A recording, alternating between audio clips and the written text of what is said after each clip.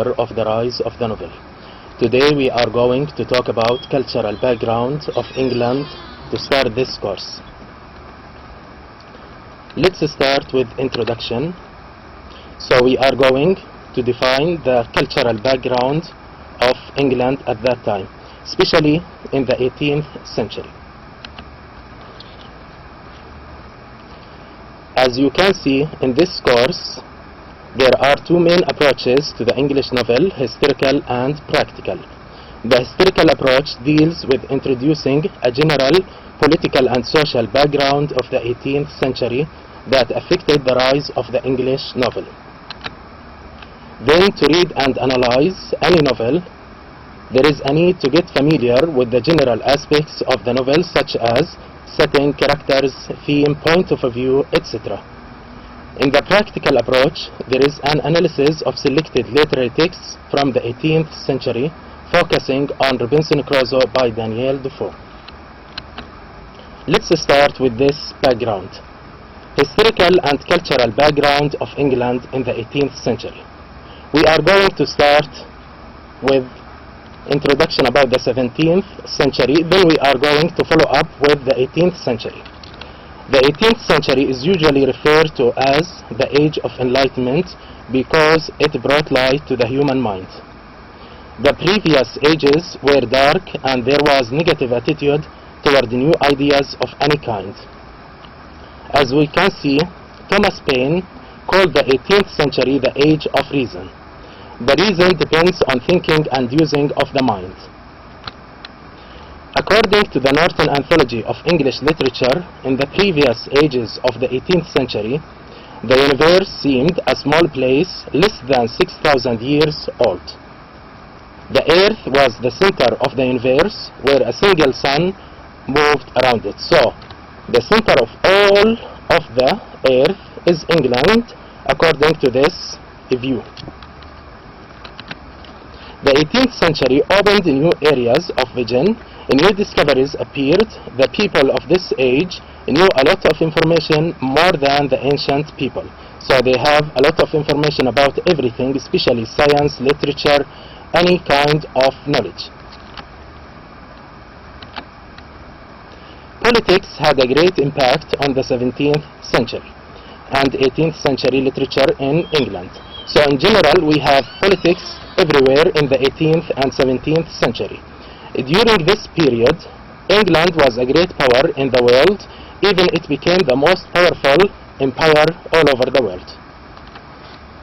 This created self-confidence for the English writers. They were influenced by the political situation. So we have a great power for writers at this time, especially for the English writers at that age. Let's start with this point of history. We are going to start with 1660, since it is the date of restoring the throne by Charles II. 1660 was the date of restoring the monarchy by King Charles II. He came from Paris to England. Many changes happened because of the restoration of Charles II. Let's see some of these changes. First of all, we have the Anglican Church became the established church. Number two, we have theaters were reopened again.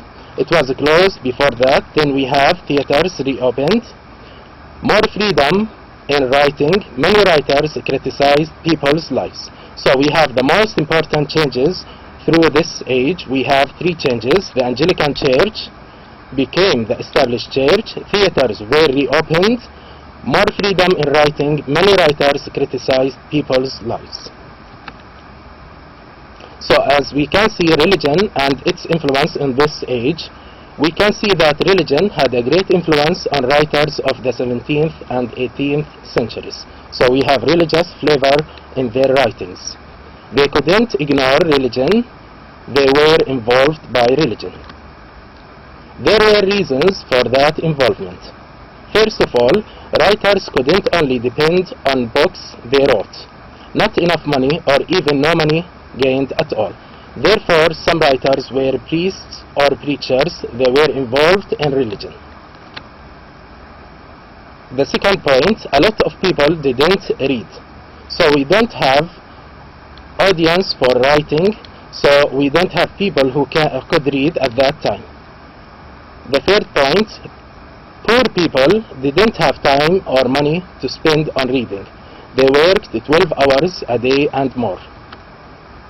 Although there were no political parties in the modern sense, there were two groups at that time. The first group, Tory group, later they developed their name to Conservative Party.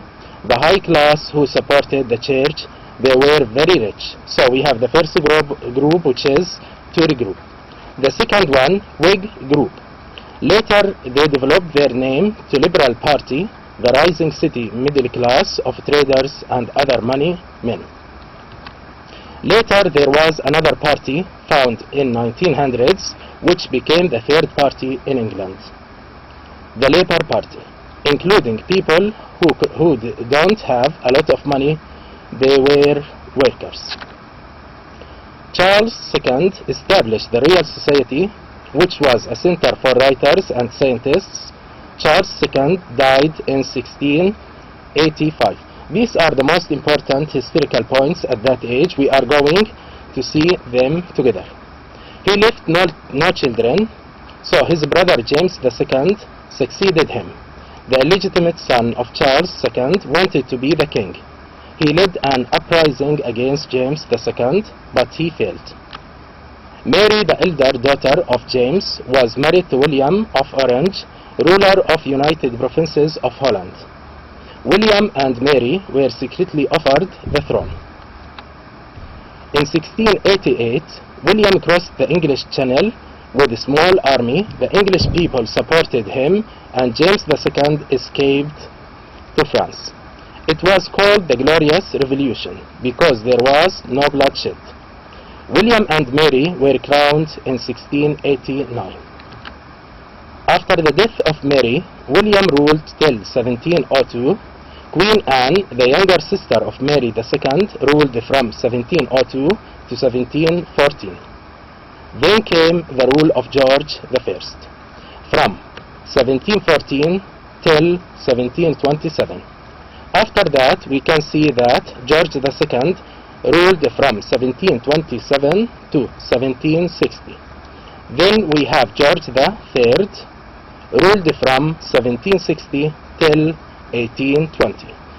During the 18th century, England had settled into a period of order, at least among the upper classes. Now let's see the flavor of this age, since we have a lot of names for this age. The Augustan age. This is a name for this age. This came from the name of the first Roman emperor, Augustus, who lived in the 1st century AD. Augustus is the adopted son of Julius Caesar, who was murdered by a group of aristocrats. Then the civil war followed that. The real name of Augustus was Octavian. Stability and peace came after the civil war ended. Literature and all of kinds of literature also flourished after the civil war. England after the restoration in 1660 was similar to Rome. What happened in England was like what happened in Rome. The writers of England appreciated highly the classical literature of ancient Greece and Rome. They translated all the classical literature and tried to imitate it. They thought that human nature doesn't change. There is nothing, in fact, could be discovered. So we have a flavor or a characteristic of this age. We have the Augustan age. Now let's see the kinds of literature at the 17th and 18th centuries. Let's start with the drama at that age. That age was the age of reason. The interest in feeling was not totally forgotten, but the interest was in the sentimental comedy. So we have a great focus on comedies, especially for the royal family and for the royal audience. There was no importance of a tragedy. There were no great tragedies at that time. Examples of great comedies. So we have great comedies at that age. For example, we have She Stoops to Conquer by Goldsmith. And we have the other one, The School for Scandal, The Critic by Schreiber.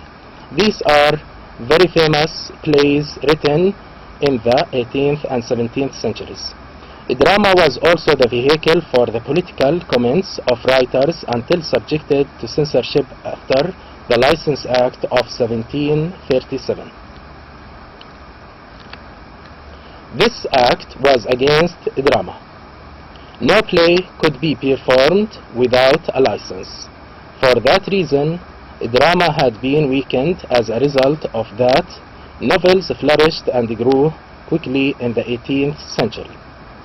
We will see that later in the reasons behind the rise of the novel. So we are going to discuss the reasons behind the rise of the novel later in the following lectures.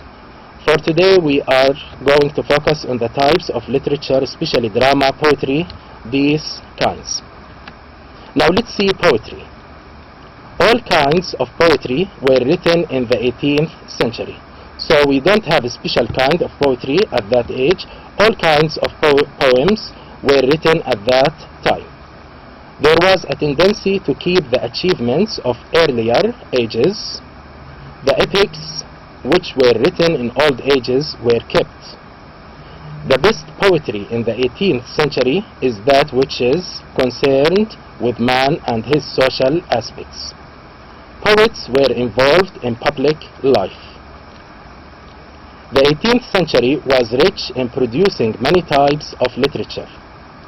In addition to the traditional types of literature which were known before, such as drama, poetry, etc., we have several new types at this age.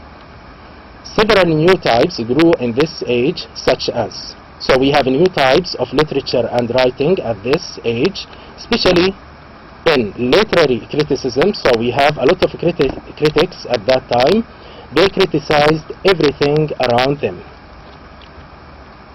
Number two, we have letter writing. We have a kind of letter writing between critics, between writers, between all of members who could read and write. Number three, we have history as an art of writing. Four, we have autobiography. Five, we have travels as an art of writing. And the sixth one, we have biography.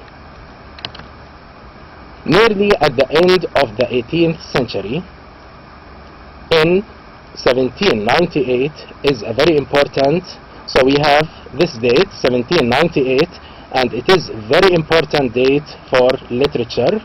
It is the beginning of a new movement, which is Romanticism. This date is a kind of declaration. There is a very important book appeared in this year. It is a collection of poems. The beginning of the Romantic period is usually identified with the publication of this book, Lyrical Ballads. So this book is a kind of declaration of a new period which appeared in 1798. And it was written by two writers or two poets, William Wordsworth and Samuel Taylor Coleridge. So the Age of Reason was followed by the Romantic period. Simply, Romanticism was a reaction against reason. It was going back to the emotional rather than the rational. It indicated that there were a lot of good things about humanity not based on reason. Thank you so much. See you in the second lecture. Assalamu alaikum wa rahmatullah.